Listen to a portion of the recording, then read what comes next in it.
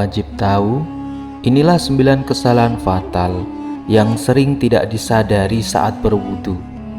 Salah satunya adalah ragu alias was-was. Wudu merupakan syarat sah sholat, sehingga sebelum melaksanakan sholat harus terlebih dahulu berwudu, karena sholat tidak akan sah tanpa wudu. Hal ini sesuai dengan sabda Nabi Muhammad SAW yang menyatakan bahwa tidak diterima sholat salah satu di antara kalian apabila ia berhadas hingga ia berwudu. Hadis riwayat Bukhari dan Muslim. Dari hadis tersebut, para ulama sepakat bahwa tidak sah sholat seorang jika dia tidak berwudu. Sudah selayaknya bagi setiap muslim untuk memberikan perhatian besar terhadap permasalahan bersuci dengan berusaha memperbaiki cara wudunya. Tentu tidak hanya syarat sah untuk sholat, wudu juga memiliki manfaat. Salah satu manfaatnya adalah dosa-dosa yang akan gugur. Hal ini juga sesuai dengan sabda Rasulullah SAW yang menyatakan bahwa barang siapa yang berwudu secara sempurna, maka dosa-dosa akan gugur atau hilang di jasadnya hingga keluar juga dari bawah kukunya. Hadis riwayat Muslim. Tapi sebelum itu, mari kita ingat lagi 6 rukun wudu. 1.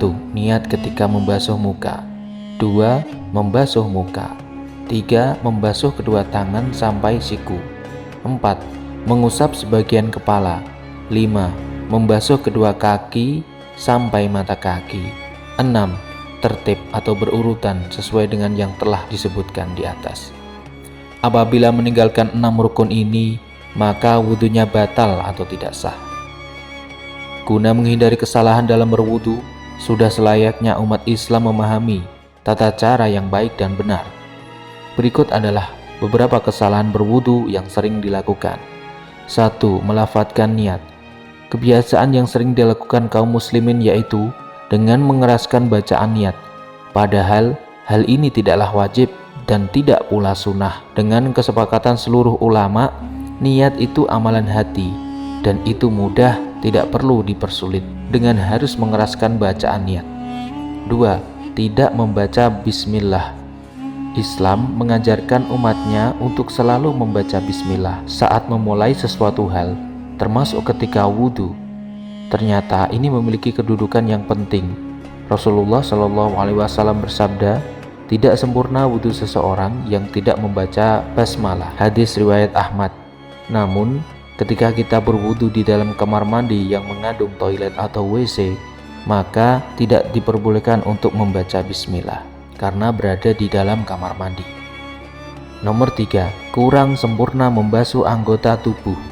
Hal ini sering kita lihat pada orang yang berwudu cepat bagaikan kilat, sehingga tidak memperhatikan bahwa sikunya tidak terbasuh atau anggota lainnya tidak terkena air. Padahal Allah Ta'ala berfirman, dan basuhlah kedua tanganmu hingga kedua siku. Quran Surat Al-Ma'idah ayat 6.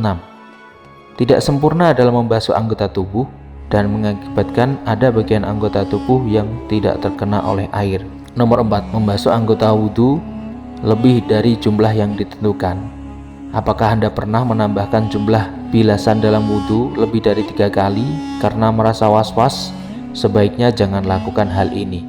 Seorang muslim harus membuang rasa was-was dan keraguan-raguan karena itu adalah salah satu tipuan setan.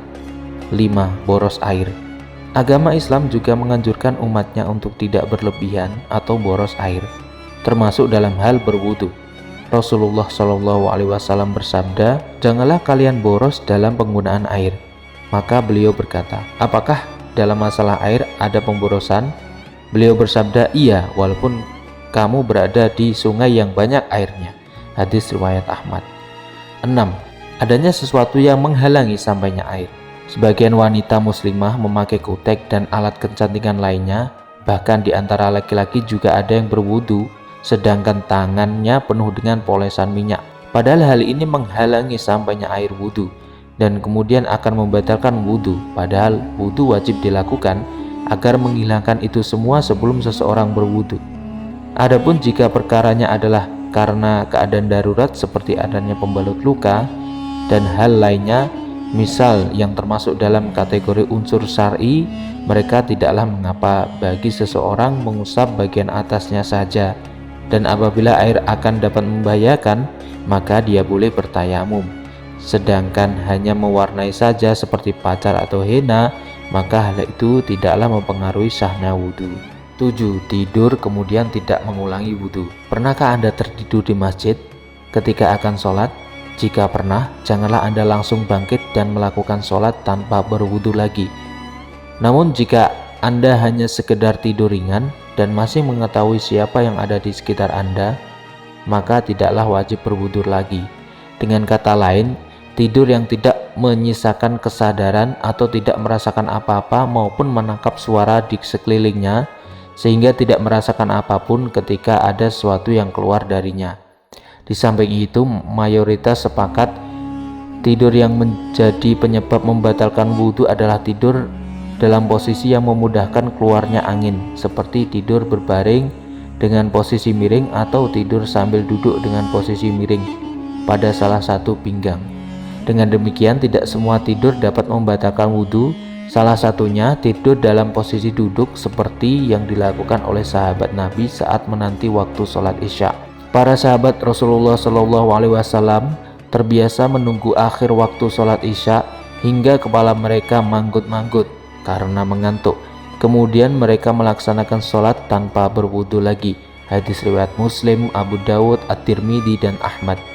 Sejatinya, selama bukan tidur yang lelap maupun tidur yang memicu kondisi buang angin, dibolehkan untuk melanjutkan sholat tanpa berwudu. Namun sebaiknya tetap berwudu bila ada keraguan dalam hati saat tidak sengaja tertidur. Nomor 8. Menganggap mengusap leher dianjurkan. Beberapa umat Islam menganggap bahwa mengusap leher ketika berwudu adalah hal yang dianjurkan. Namun, nyatanya tidak demikian, karena hal itu tidak dianjurkan dan tidak termasuk ibadah wudu.